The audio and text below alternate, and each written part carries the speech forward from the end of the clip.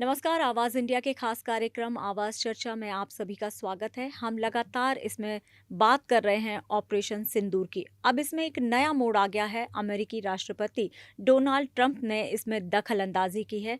इसे कितना एक्सेप्ट कर रहा है विश्व और कितना एक्सेप्ट कर रहा है भारत और भारत का विपक्ष। इस पर चर्चा करने के लिए हमारे साथ मौजूद हैं वरिष्ठ पत्रकार हरगोविंद विश्वकर्मा जी, जिनसे हम पहले भी चर्चा कर चुके हैं। आपका बहुत-बहुत स्वागत है हमारे इस खास कार्यक्रम में। सर, अभी तक तो ऑपरेशन सिंदूर पर चर्चा चल रही थी, हमलों पे चर्चा चल रही थी। कितने लोगों, कितने आतंकी हमलों को रोका है, हमने विफल किया है या फिर उनके आतंकी ठिकानों को ध्वस्त किया है। लेकिन अब इसमें सीज़फायर को लेकर बीच में अमेरिका के जो राष्ट्रपति हैं, उन्होंने ट्वीट किया, उसके बाद से मामला गरमा गया है। क्या कहेंगे? हाँ, सही आपने सही कहा सीमा जी कि 10 तारीख को जब पूरा देश इस इंतज़ार में था कि भारतीय सेनाएं बढ़त ले रही हैं और वो निर्णायक लड़ाई में भारत पहुंच गया है। जी। उसी समय शाम को अचानक खबर आ रही है। अचानक डोनाल्ड ट्रंप ने ट्वीट किया कि लंबी बातचीत के बाद, पूरे रात भर चर्चा के बाद, आखिरकार मैंने भारत और पाकिस्तान के दोनों को सहमत कर लिया है सीज फायर के लिए, युद्ध विराम के लिए। उसके बाद हम लोगों को खबर मिलती है भारतीय सोर्सेज से कि युद्ध विराम हो गया है। तो कहने का मतलब ये है कि ये युद्ध विराम की घोषणा सबसे पहले ट्रंप ने कर दी ट्वीट पर अपने। जी। इसी बात पर पूरे देश में हैरानी हुई। सब लोगों को आश्चर्य हुआ कि चूँकि आपको पता ही है कि शिमला जो एग्रीमेंट है उसके तहत कश्मीर का इशू भारत और पाकिस्तान के बीच द्विपक्षीय मामला है, बायलैटरल इशू है। इस जी। पर किसी तीसरे मध्यस्थ की मध्यस्थता स्वीकार नहीं की जा सकती। अब इसके बाद आपको पता ही है कि तो ट्रंप का ये बयान, इससे ये संदेश गया कि ट्रंप ने ये भी कहा कि भारत और पाकिस्तान के बीच इस हजारों साल पुराने डिस्प्यूट को, जी। जबकि ये भारत और पाकिस्तान के बीच जो कश्मीर इशू है वो 1947 से पैदा हुआ है, जब भारत का विभाजन हुआ। जी। तो इस मामले में ट्रंप का की जानकारी अधूरी कह सकते हैं आप। तो इससे पूरे पूरे देश में और हैरानी हुई कि भारत ने अचानक सीज फायर एक्सेप्ट कर लिया। हालांकि कल नरेंद्र मोदी, प्राइम मिनिस्टर जो नरेंद्र मोदी हैं, उन्होंने अपने राष्ट्र को संबोधित करते हुए कहा कि पाकिस्तान का डीजीएमओ ने कॉल किया भारतीय काउंटर पार्ट को, राजीव घई को, जी। और उसने रिक्वेस्ट किया सीज फायर के लिए, तो और भारत मान गया। जी। उनकी इस बात पर भी बड़ा आश्चर्य हुआ, क्योंकि उन्होंने ये नहीं बताया कि किन शर्तों पर, क्या कोई लिखित आश्वासन दिया क्या पाकिस्तान साइड ने। और दूसरी बात है, जो ऑपरेशन सिंदूर शुरू किया गया था, आपको पता ही है 22 अप्रैल को जो 28 टूरिस्टों को और वहाँ के एक आदमी को मारा था आतंकवादियों ने, 4 आतंकवादियों ने। उसके बाद अपना ये ऑपरेशन सिंदूर शुरू हुआ। जी। अब ऑपरेशन सिंदूर में वो आतंकवादी तो अभी उनका पता ही नहीं कहाँ है वो। जी। भारत ने बेशक 9 ठिकाने पर स्ट्राइक किया और 100 से ज़्यादा आतंकवादियों को मार दिया। बिल्कुल। उसमें रऊफ़ असगर समेत कई लश्कर तैयबा के और हिजबुल मुजाहिदीन के कई बड़े आतंकवादी हैं।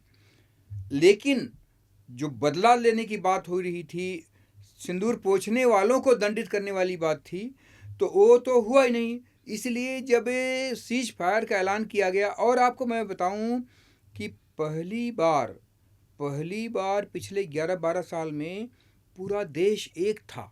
पूरे देश में माहौल था, मूड था कि ये आर पार की लड़ाई है। जो 30-40-50 साल से टेररिज्म चल रहा है, इसका स्थायी इलाज हो, परमानेंट ट्रीटमेंट हो इसका।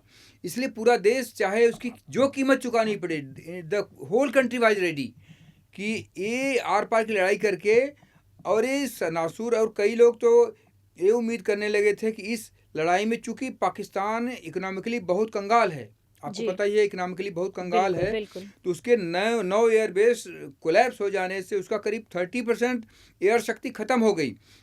ऐसे में भारत बढ़त ले रहा था और भारत का आपको पता ही है कि ब्रह्मोस मिसाइल जो दाग रहा था उसके एयर बेसिस पर, अगर ये युद्ध भारत 2 दिन और लेता तो आप एक यकीन मानिए, जो कि जैसा कि सेना के लोग कह रहे हैं, विशेषज्ञ कह रहे हैं जी कि भारत ये जो 71 में कसर रह गई थी पीओके लेने की, वो 1947 में जो कसर रह गई थी उसको पूरा कर देता।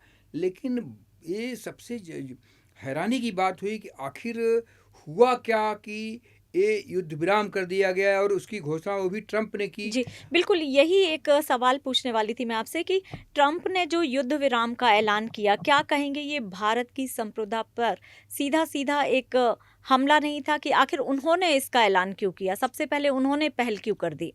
एक्चुअली ट्रंप को लोग मानते हैं कुछ ज़्यादा बोलते हैं। जी, ट्रंप जब से सत्ता में आए हैं दूसरे अमेरिकन प्रेसिडेंट के कंपैरिजन में ट्रंप को माना जाता है कि थोड़ा सा ओवर टॉक करते हैं, ज़्यादा बोलते हैं।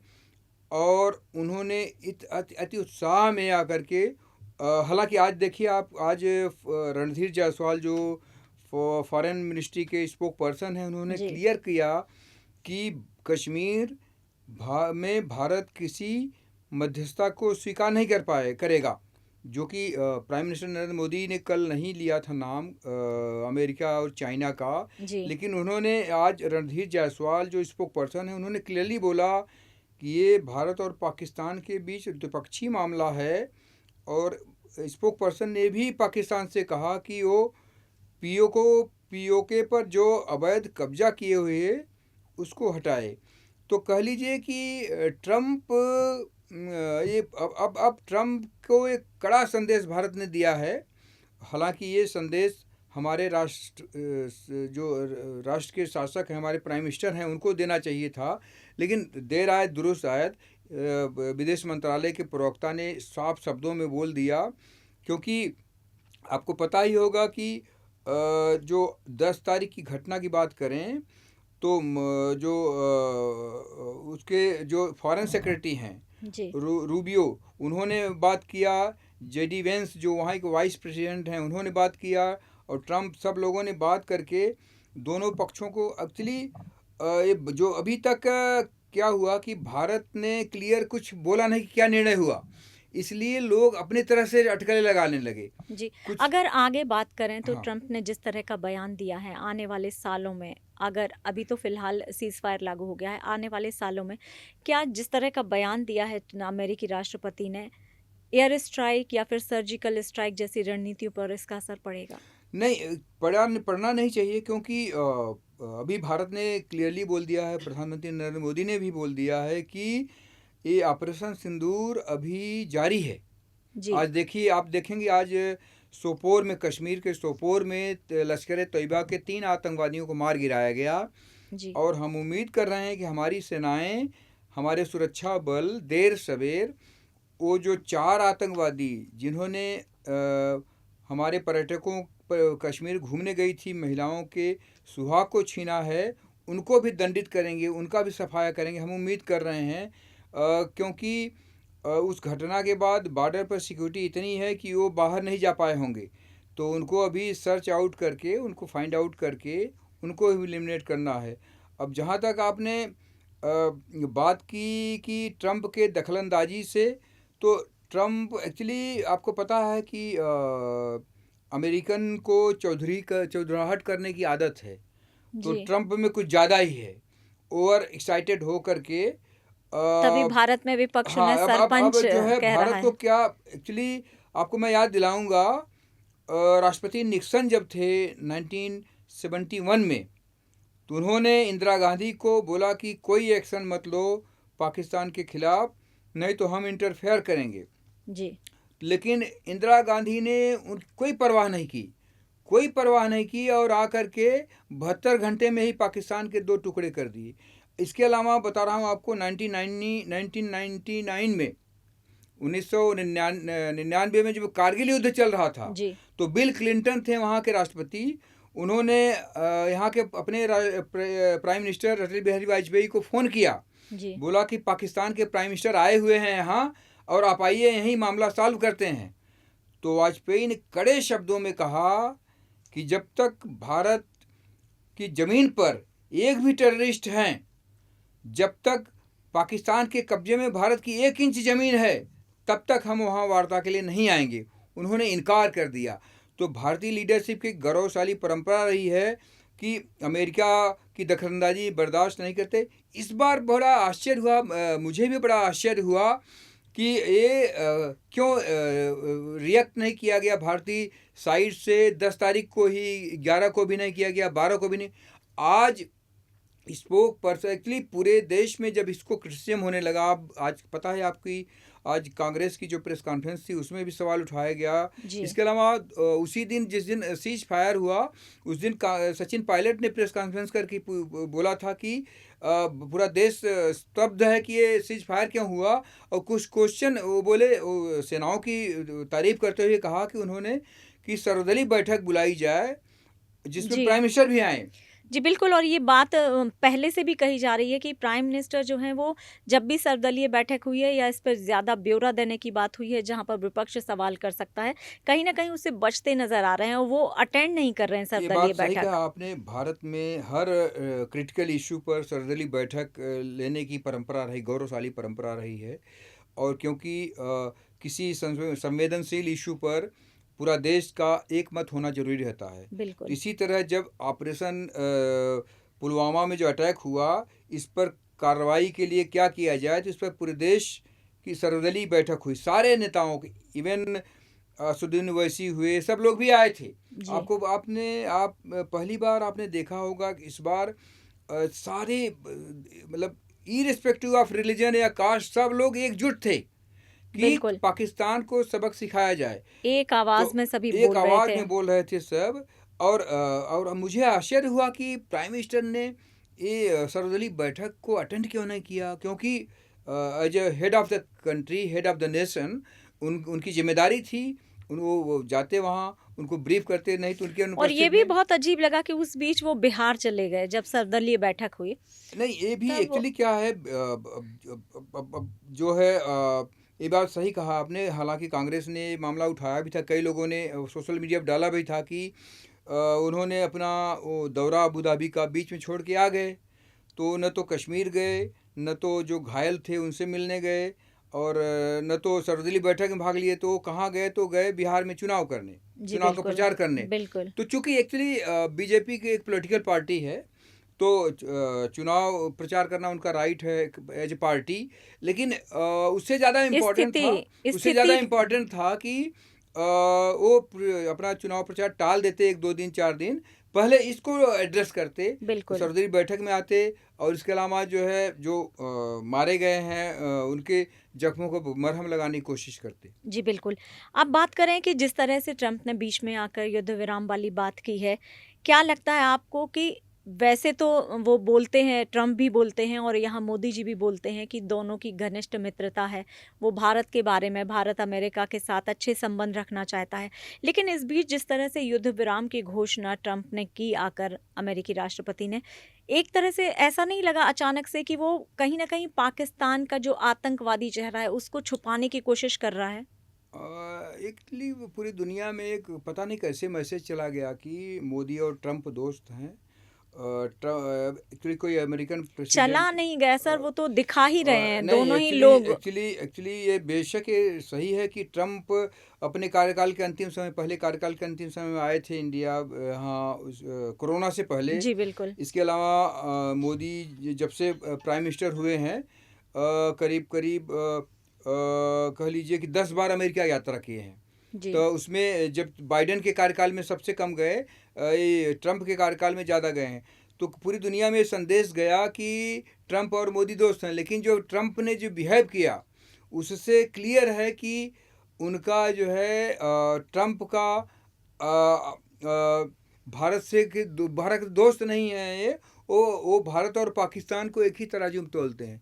आपने देखा कि अमेरिकी की पॉलिसी देखिए, उसने उसके यहाँ जब आतंकवादी हमला हुआ, 9/11 हुआ, तो उसने वहाँ की तालिबान सरकार को उखाड़ फेंका अफगानिस्तान में।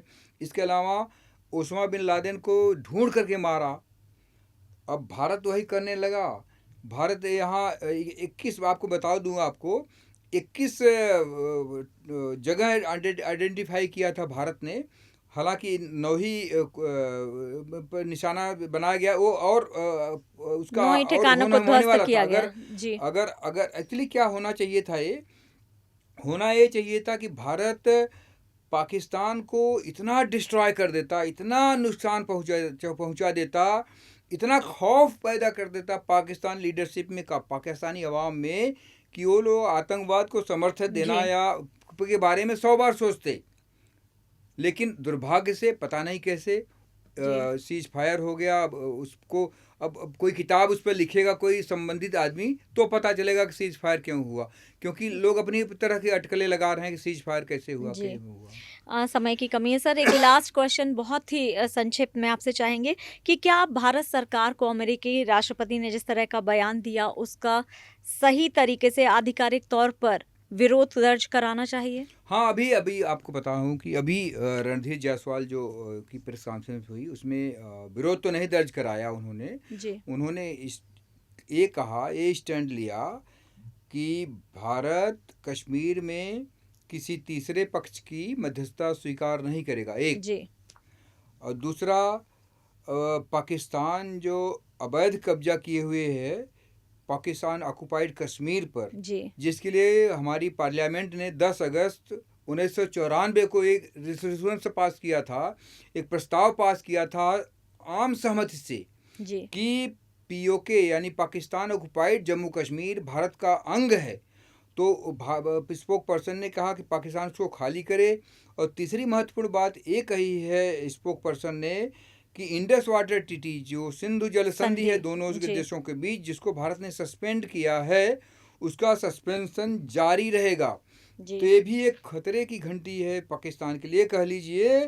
कि अब जैसा कि मैं आपको बता चुका हूँ पहले भी, कि इंडस वाटर ट्रीटी पाकिस्तान को ब्रह्मोस से भी ज़्यादा घातक पाकिस्तान के लिए साबित होगा। बस भारत को क्या करना है, मुझे ऐसा लगता है कि भारत ने कुछ तो तैयारी की होगी, क्योंकि इसके स्क्रैप के या सस्पेंशन की बात 2016 से हो रही है, और 2019 में तो एकदम मांग उठी थी कि इसको स्क्रैप किया जाए। अब 2005 में स्क्रैप किया है, तो ये जो 9 साल का अवधि है, इसमें भारत सरकार ने ज़रूर ऐसा कुछ किया होगा कि पानी हम रोक लें तो उस पानी का वैकल्पिक इस्तेमाल यानी डाइवर्ट करने का हम साधन किए होंगे। अगर अभी भी नहीं की होगी तो भारत सरकार को 5 साल का एक प्लान बनाना चाहिए, और इंडस वाटर ट्रीटी का जो पानी पाकिस्तान में जाता है उसको हम इस्तेमाल करें, हम उसके बिजली बनाएं, हम उससे सिंचाई करें, और पाकिस्तान अपने आप भूखे मर जाएगा बिना पानी के। हमको कुछ भी नहीं करना पड़ेगा। जी, तो बहुत बहुत धन्यवाद आपका स्टूडियो में आने के लिए और सारी जानकारी देने के लिए।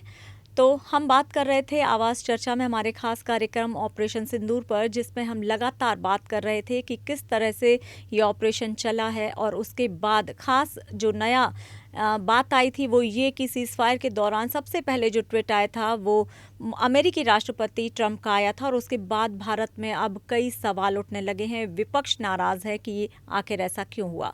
हालांकि इस बीच आज विदेश मंत्रालय से सचिव जो हैं उन्होंने सीधे तौर पर ये कह दिया है कि भारत पाकिस्तान के बीच जो भी होगा उसमें तीसरी पक्ष की मध्यस्थता को स्वीकार नहीं किया जाएगा। आगे जो भी अपडेट आती रहेगी हम आपके साथ, अपने दर्शकों के साथ उसे साझा करेंगे। फिलहाल इतना ही। नमस्कार।